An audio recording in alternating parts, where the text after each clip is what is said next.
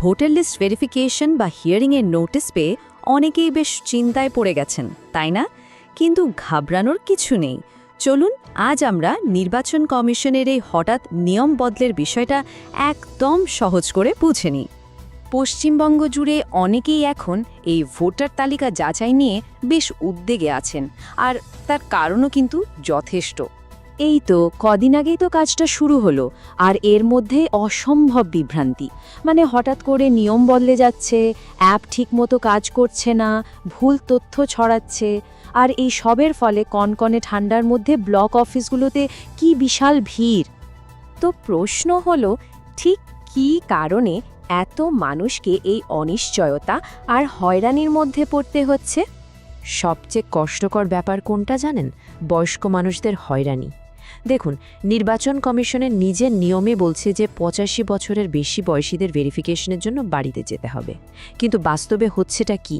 তাদেরকেও এই ঠান্ডায় আসতে বাধ্য করা হচ্ছে, যা সত্যি খুব সমস্যার। এই যে দেখুন, সমস্যাটা কিন্তু একটা নয়। একদিকে যেমন বয়স্কদের ছাড়ের নিয়ম মানা হচ্ছে না, তেমনি বিএলও অ্যাপে টেকনিক্যাল গ্লিচ মানে নো রেকর্ড ফাউন্ড দেখিয়ে দিচ্ছে। এমনকি সমস্যা মিটে যাওয়ার পরেও নাকি নোটিশ আসছে। আর এর সাথে কিছু রাজনৈতিক দলের হস্তক্ষেপের চেষ্টাও তো আছেই।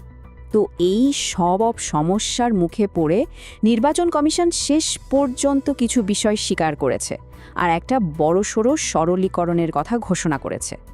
গত ২৭ তারিখে একটা সরকারি নোটিফিকেশন জারি করা হয়েছে, আর সেখানে ভেরিফিকেশনের জন্য একটা অনেক সহজ পথের কথা বলা হয়েছে।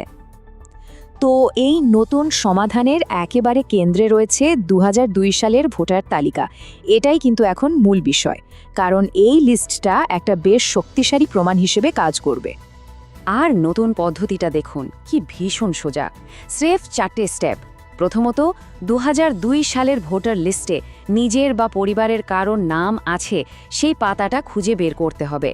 তারপর সেটার একটা প্রিন্ট বা জেরক্স করে তার ওপর স্বপ্রত্যয়িত লিখে সই করে দিতে হবে। ব্যাস, হিয়ারিংয়ে শুধু ওই একটা কাগজ জমা দিলেই হবে। এটা কিন্তু একটা বিরাট বড় পরিবর্তন।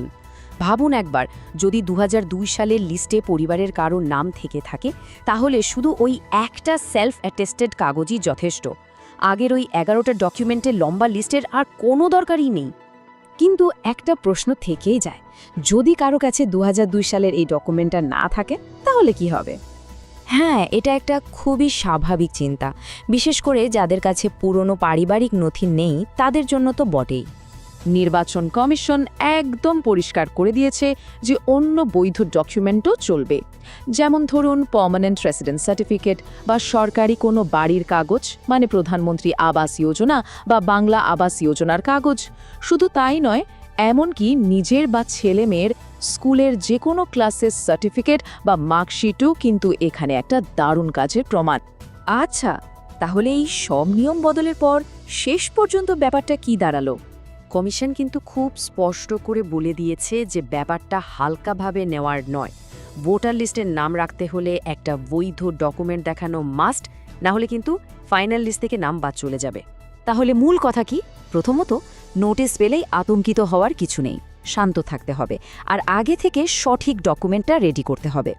প্রথমে ২০০২-এর লিস্টটা দেখুন, সেটা না পেলে বসবাসের অন্য কোনো একটা প্রমাণ তৈরি রাখুন, আর সঠিক সেলফ অ্যাটেস্টেড ডকুমেন্টটা নিয়ে হিয়ারিংয়ে গেলেই হবে।